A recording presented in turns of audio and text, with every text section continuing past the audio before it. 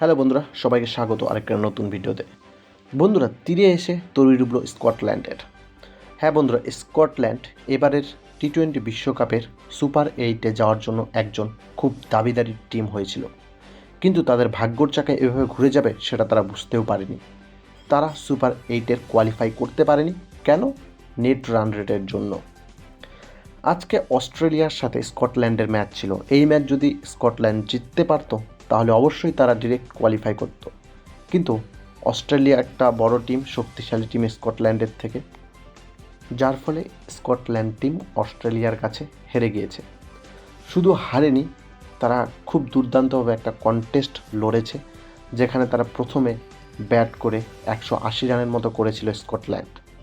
সেই রান তারা করতে গিয়ে 2 বল বাঁচা থাকতেই অস্ট্রেলিয়ান টিম তারা ম্যাচ জিতে যায়। কারণ অবশ্যই স্কটল্যান্ডের থেকে অস্ট্রেলিয়ান টিম বেশি শক্তিশালী।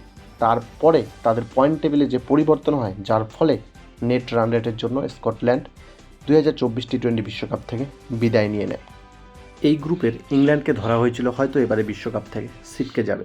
সেই ইংল্যান্ড 2 নম্বর পজিশনে নিয়ে কোয়ালিফাই করে সুপার 8-এর জন্য।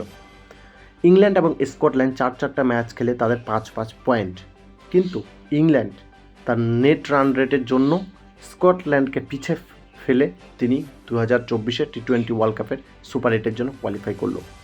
এটা স্কটল্যান্ডের জন্য খুবই একটা মর্মদায়ী ঘটনা, কারণ নতুন টিম, এবার বিশ্বকাপে 20টা টিম, তার মধ্যে তারা এসে এত দুর্দান্ত পারফরমেন্স করেছে, যার ফলে এবং শেষে এসে নেট রান রেটের জন্য তাদের বিদায় নিতে হচ্ছে। এটা খুবই কষ্টকর স্কটল্যান্ডের জন্য।